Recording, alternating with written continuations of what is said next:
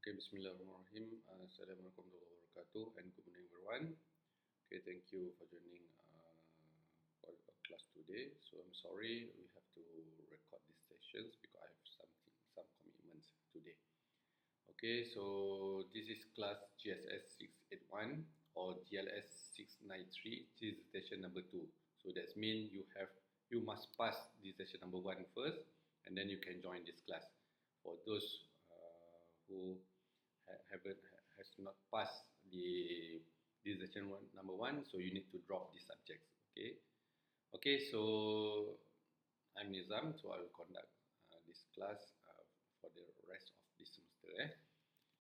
Okay, so before we begin, so please make sure all of you have filled in the entrance exit survey via UFuture. Please do before the session end today. So please make sure it's about 3 to 4 questions you need to answer. It's quite simple. Then just log in via UFuture and then answer all the questions. Alright. So for the course information, we have the course code. Okay, course code is just as I mentioned, GSS681, and then GLS693, and then credit units GSS681 for 5 credit hour, and then GLS693 is about 4 credit hour. Okay, and then the contact hour, okay, about 4 hours. That means 2 hours lecture and then 2 hours coordinations. Okay, that means we discuss about your progress at the lab sessions. And then program part, this is offered in part 7 for GSS681 and then part 8 for GLS693. So the course status, a core requirement for all students surveying science and geometry program. And then prerequisite, you must pass GSS651 and GLS683.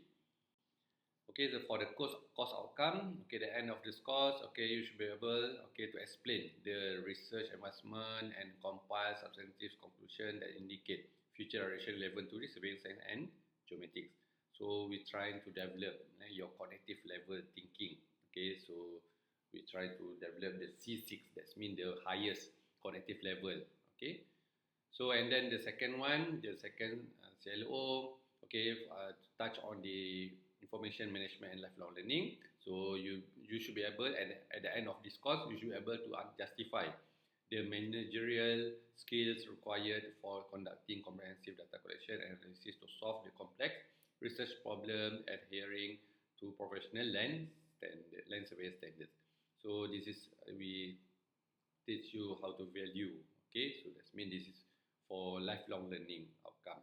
So we will give some assignments and then we will do on your progress. Okay, then we will monitor how you manage your time in order to complete the task. And then communication skills, and the third domain in this course. So you should be able to present the research finding and ideas effectively, both in writing and verbally, demonstrating professional communication standard consistent with the practice of land surveyors. So this is A2, effective number 2, responding. So at the end of the during the progress presentation, you need to present to your supervisors, to me as a coordinator, and then of course the final, you have to defend your thesis in front of the set of panels. Okay, so we're trying to develop your communication skills through this course. Okay, so for the course description, okay, so this course introduces student the financial of the principle and techniques of scientific research. Okay, this is the purpose why we design this course.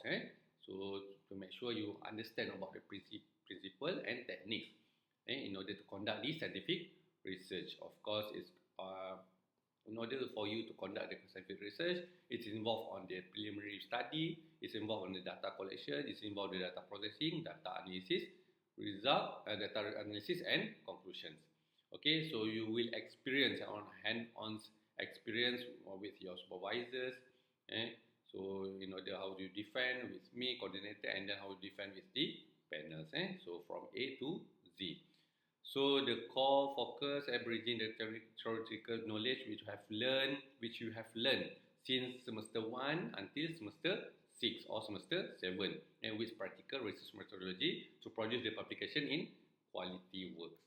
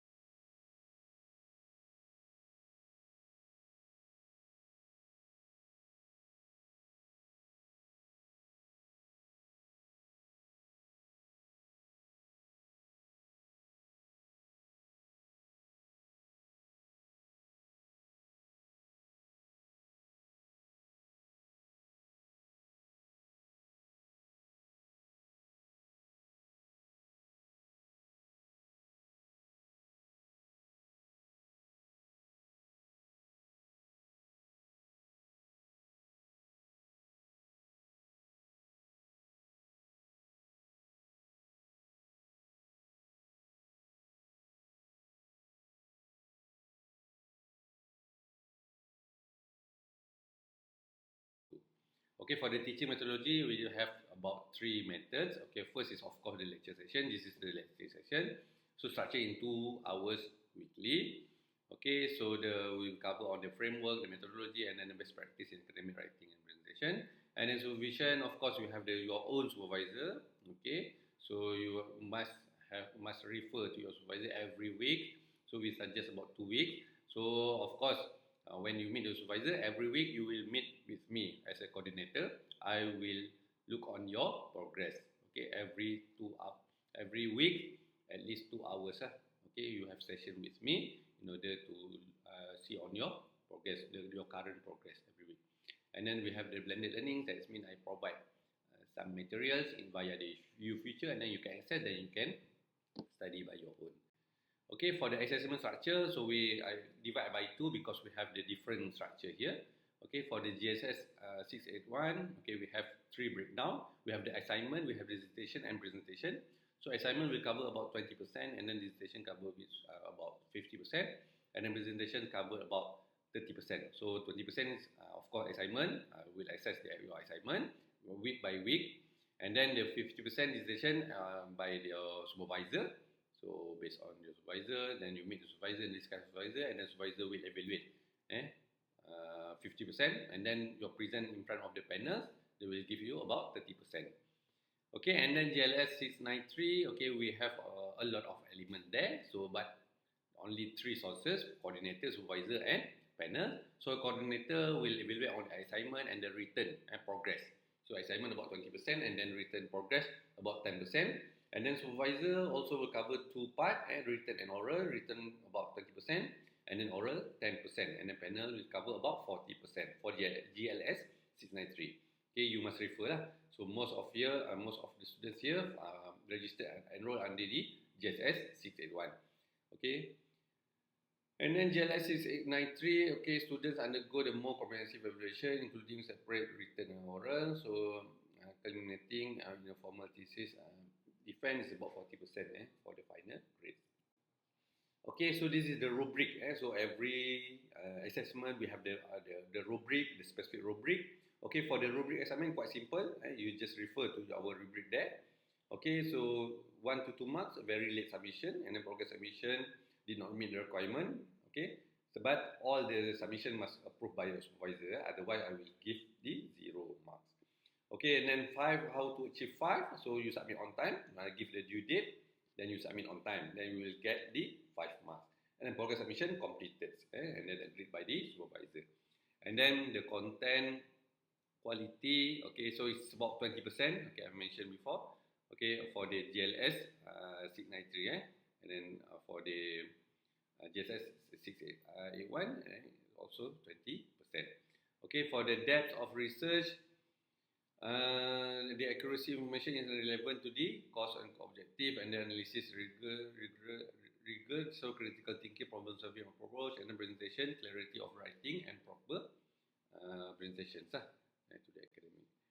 Okay, and then rubric dissertation. So dissertation represent the most substantial components. Okay, so this means will assess from your chapter number 1 until chapter number 5. So you can look on the rubric there. Okay, in order how to achieve 5. So we have about 4 aspects there. We have the analytical and technical skills, thesis write-up, which cover all the content, all the chapter there, and then structure and arrangement, and your flow, and then understanding, how you understanding on your research. So we will have the rubric there, and then your supervisor will assess on your performance. Okay, of course, the key evaluation areas, okay, we have the research design, methodology, literature review, data collection, interpretation, and academic writing formatting. So where the weight distribution, so for GSS 681 is about 50%, and then GLS 693 is about 30%. So you must consult with your supervisor every week in order you to score this carry mark.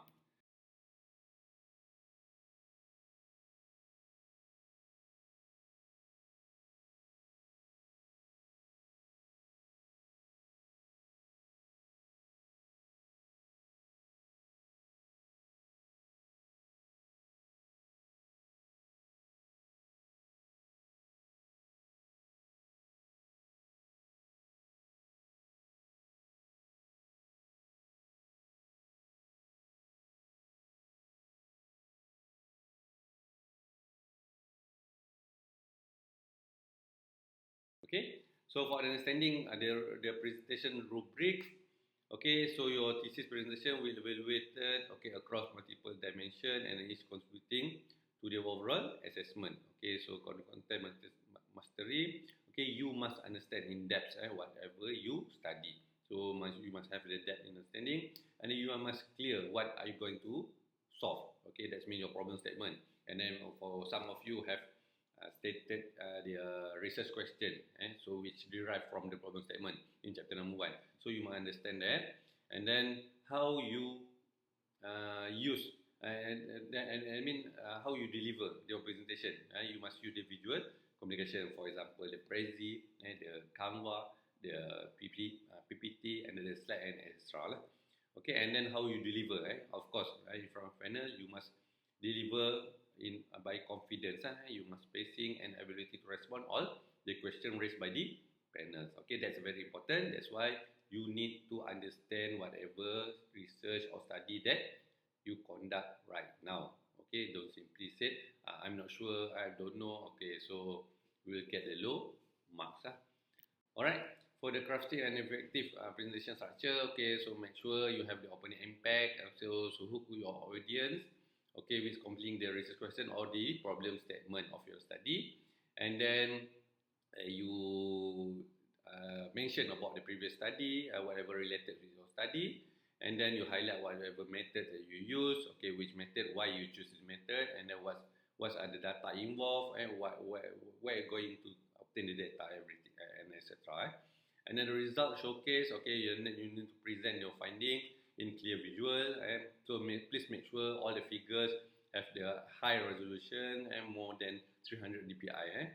So make sure, so the panels or audience can understand whatever figures that you represent. And then the meaningful conclusion, so that means you must reflect, all the conclusion must reflect on your objective. So make sure you have fulfilled all the objective, and then with the justifications. Okay, for the key principle for presentation excellence, so you clarity first. So every slide should communicate one central idea. Okay, so of course you must write the point by point in order to highlight your important text, and then our important idea, our important study, whatever that highlight your study. And then visual consistency, as I maintain uniform font, color, layout. Okay, so this part I will deliberate more on the next lecture, so on the presentation skill. And then practice. So I have a few examples for you to follow. Okay, then we can watch together during the class. And then practice delivery, rehearsal multiple times, and of course, in order to make you perfect presenter, then you need to practice. So the practice make perfect. You must practice and practice and practice, and then you can improve your presentation skills. Okay, the common presentation pitfall to avoid. So information overload. So you copy everything in one slide. So it's quite difficult to understand, and then there's nothing to highlight there. Okay, so that's why you need to write point by point, not to copy the whole paragraph and then paste in the slide. So the reading slides, so do not ever read the slides, if, otherwise it will distract the what we call the panels or your audience. So make sure you write in the bullet form, and then you can elaborate whatever points that you need to highlight. And then poor time management, and because you lack of the practice, and then you have exceed the time duration given by the panel. So usually panel will give you about 10 to 15 minutes to defend. So you should be able to complete your presentation within the time duration. Otherwise, you are unable to finish all the slides and then highlight the important parts to the panel. And then with translation, connect all each session. So each whatever slide by slide, so it must connect each other. Otherwise, the flow maybe will interrupt during the presentation process. So engaging with committee. So your presentation is not about delivering information. You copy and paste everything, and then you ask them to read. Okay, you need to explain.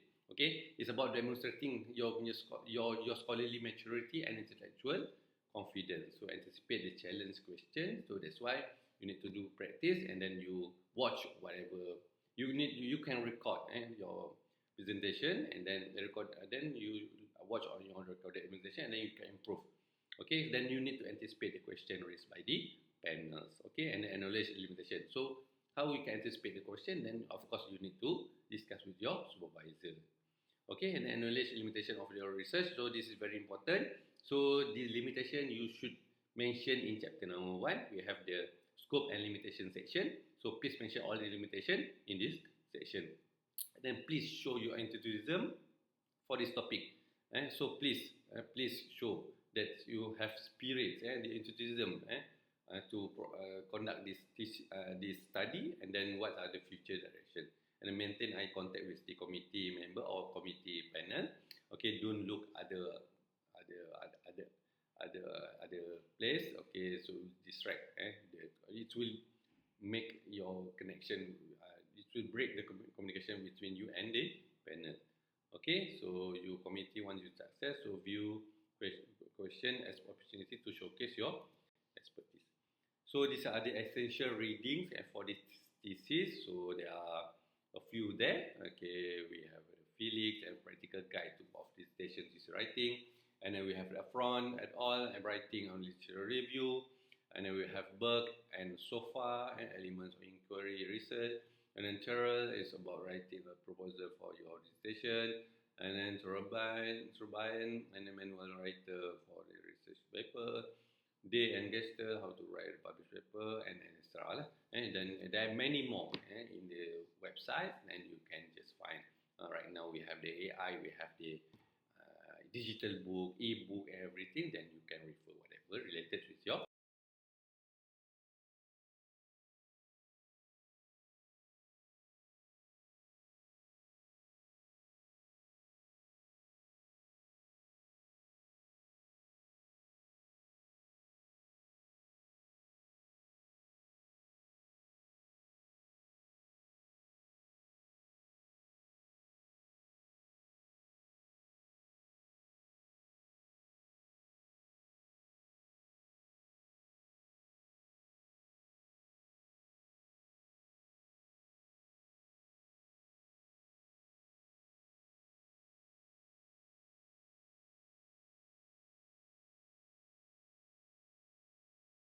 Okay, so these are the what we call the same things. Okay, we provide the level of cognitive and the effective level for the CLO 1 until CLO 3. Okay, for the CLO number, for the mapping. Okay, so these are PLO, and then what are the teaching methodology, and then what are the assessment. And for example, CLO 1 will cover on the assignment, and CLO 2, okay, will cover on the dissertation, and then CLO 3 will cover on the presentations. Okay, so these are the journey. Okay, so all of you must go through this semester from the week 1 until of course week 14 or 15. Okay, week 1 we have the lecture, week 2 we have the lecture and progress chapter 3. So that means next week you have to submit whatever progress chapter 3 that you have from the last semester. Okay, and then you need to submit by next week. So please make sure you meet your supervisor this week in order to get the signature on the progress form. And then week 3, lecture number 3, and then we look on your progress. And then week 4, we have look on the progress and chapter number 4 and lecture number 4. And then week 4, progress chapter number 4. So every 2 weeks we have the progress. So that means the next 3 weeks you need to submit the progress chapter number 4. And then week 5, lecture number 5, and then week 6 you need to submit progress chapter 4, phase 2. Okay, so this will cover on the lecture number 6. And then week 7 we have the progress, and then lecture number 7, and then week 8 I will look on the progress. Week 9 look on you need to submit the progress chapter number 5. And then week 10 I will look on the progress. Week 11 progress. Okay, then week 12 you need to submit your draft thesis with all the consent from the supervisor. And then week 13 inshallah we will have the viva, and then week 14, 15, and week 14, 15, 16, and then you do the correction, and then do the journals, and then submission and formatting with me. And then of thesis submission, the outbound thesis submission. Okay. So these are the timeline. Okay, this is timeline. Okay, also for provide the dates for each what we call the each task. Okay, for example, you need to submit progress chapter 3. Okay, of course, all the form, the progress form I have uploaded in your UFuture. You can access UFuture under my name. Okay, under the learning activities, under my name, and then you can find all the progress form there. Okay, you download, and then you give to your supervisor, and then discuss whatever progress you have with the supervisor, and then supervisor jot down all the comments on the form, and then sign, and then you give the form to me. Okay, before 15 October 2025. Okay, same things with week 4. Okay, you need to submit progress chapter 4, phase 1. Okay, before 29 October. And then chapter 4, progress chapter 4, phase 2, 12 November. And then progress chapter 5, 10 December. Okay, and then you submit draft Viva, 7th of January 2026. Viva about 14 January 2026. And then correction after Viva, and then journal submission, everything. And then final submission is about 9 to 13 February 2026. So please follow this timeline and due date. Please make sure you meet the due date in order for you to score the highest mark. Okay, so please print out this timeline, and then you refer this timeline every week to make sure you follow the timeline that's stated in this timeline. Okay, so the thesis content two semester. So last semester you have completed this number 1. So it's covered the literature review, then how to conduct research design, and then also you proceed with the proposal, different research proposal, okay, with panels, and then you do the preliminary data collection, and then of course some of you need the ethic, so you have submit the ethic form.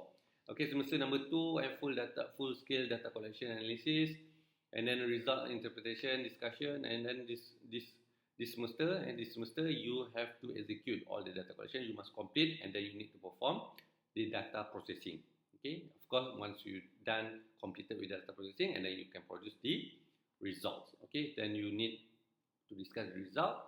So then you need to verify and validate the results with the supervisor, and then you can set up to the conclusion and the future research, and then you prepare for the final defense.